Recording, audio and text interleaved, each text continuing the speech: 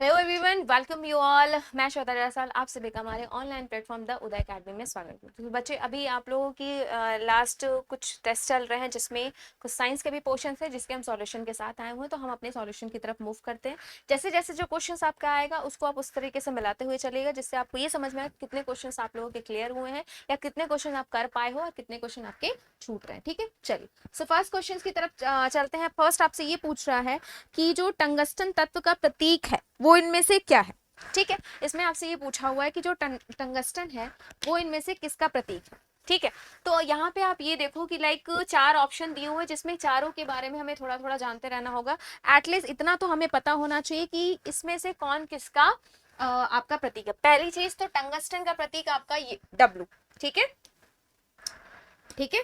Tungsten के प्रतीक की बात करें तो ये आपका क्या हो जाएगा, डब्ल्यू। और इसकी अगर हम वो बात करें लाइक बाकी रिमेन आपका एक हो जाएगा, ये आपका थैलियम हो जाएगा। ठीक है, थैलियम हो जाएगा और इसका जो एटॉमिक नंबर होता है वो होता है 81। ठीक, ये हो जाएगा आपका टेक्नीशियन। टेक्नीशियन की बात करें तो इसकी जो आपकी ये परमाणु क्रमांक होती है वो होती है 43। टंगस्टन की बात करें तो टंगस्टन का होता है 74 और इसका होता है 73। इस तरीके से इन सारे के अगर हम परमाणु क्रमांक के हिसाब से भी देखेंगे तो भी आपका ये सॉल्यूशन हो जाएगा। ये आपके जो टंगस्टन की बात उसका जो प्रतीक होता है वो होता है डब्लू। और ये आपका टेंटियम, ये आपका हो गया थैलियम, ये हो गया आपका टेक्नीशियम। ठीक, तो यहाँ पे ऑप्शन आपका राइट कौन सा हो जाएगा, डी। अभी नेक्स्ट क्वेश्चन की तरफ। यहाँ पे आपसे ये पूछा जा रहा है कि सिरके का मुख्य घटक क्या है। सिरके के मुख्य घटक की जब बात की जा रही है तो आपसे बस इतना पूछा जा रहा है कि उसमें कौन सा मेन मुख्य घटक होता है, कौन सा मुख्य एलिमेंट्स होता है। एसिटिक एसिड हो गया, एस्कॉर्बिक एसिड हो गया, सिट्रिक एसिड हो गया या फिर टार्ट्रिक एसिड हो गया। तो यहाँ पे बच्चे होगा क्या, जो राइट ऑप्शन होगा उसके अलावा देखते हैं। फर्स्ट आपका ये जो एस्कॉर्बिक एसिड आप देख रहे हो ये आपके क्या होते हैं, इनको हम विटामिन सी। ठीक है, विटामिन सी जिनका केमिकल नेम होता है आपका क्या, एस्कॉर्बिक एसिड। उसके बाद जो सिट्रिक एसिड होता है ये आपका पाए जाते हैं जितने भी आपके खट्टे फल होते हैं उन सभी में आपके सिट्रिक एसिड पाए जाते हैं। और साथ ही साथ अगर हम टार्ट्रिक एसिड की बात करें तो टार्ट्रिक एसिड आपका पाया जाएगा बनाना में होगा और उसके साथ साथ इमली में भी पाया जाता है। ठीक, तो टार्ट्रिक एसिड आपके बनाना में भी होगा और आपके इमली में भी पाया जाता है। और साथ ही साथ ये जो आपका एसिटिक एसिड होता है ये पाया जाता है इसमें, सिरका में। ठीक, तो यहाँ पे आपका जो ऑप्शन राइट हो जाएगा वो हो जाएगा एसिटिक एसिड। नेक्स्ट, निम्नलिखित में से कौन सा एक रासायनिक परिवर्तन नहीं है। रासायनिक परिवर्तन और भौतिक परिवर्तन के बारे में अगर हम बच्चे थोड़ा सा भी डिस्कशन करें तो होगा क्या। रासायनिक परिवर्तन एकदम सिंपल वे में आप समझिए, जो चीज पहले थी उसको आप वापस से वैसा नहीं कर सकते, वो वहां पे आपका रासायनिक परिवर्तन कहलाएगा।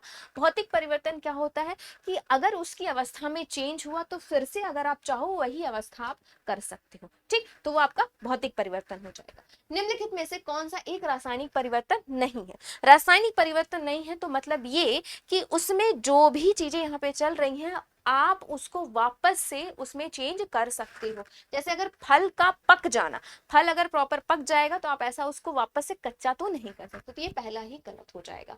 दूध का दही बनना, जब दही बन जाएगा तो ऐसा तो नहीं ना वापस आप दूध कर सकते हो, दूध आप भी नहीं बना पाओगे।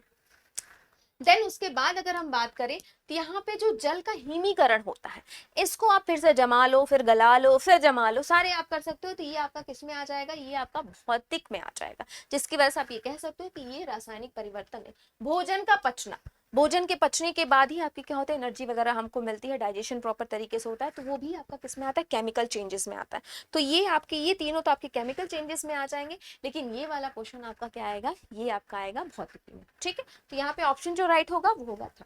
चलो नेक्स्ट, श्वसन तंत्र का कौन सा भाग वायु मार्ग को नष्ट होने से रोकता है। अब यहाँ पे ये है कि भाई देखिए, जैसे जो हमारी श्वास नली होती है ना, श्वास नली होती है वो मान लीजिए कभी ऐसा हो कि प्रेशर बहुत ज्यादा हुआ है ना, यहाँ पे प्रेशर बहुत ज्यादा हुआ तो कौन सी ऐसी चीज होती है तो उसको फटने से बचाती है। पहली तो ये जो श्वास नली है ये तो प्रॉपर वही है, तो मेरुदंड हो गया, मेरुदंड आपकी क्या होती है, जो बैकबोन होती है उसको बोलते हैं। पसलियां हमारी जो रिप्स होती है, मतलब अगर हम बात करें तो पसलियों की संख्या कितनी होती है, ये होती है आपकी 24 या फिर 12 पेयर। ठीक है, 12 पेयर या फिर 24। उसके बाद मेरुदंड की बात करें तो इसमें जो हड्डियों की संख्या होती है वो होती है 26। फिलहाल तो चाहूँ तो मैं यहाँ पे आपको सारे के सारे नाम याद करा दे, ऊपर से लेके नीचे तक की पूरे आपके 26 से 26 हड्डियों की बात करें, जबकि ये बच्चों में होती है 33। ठीक।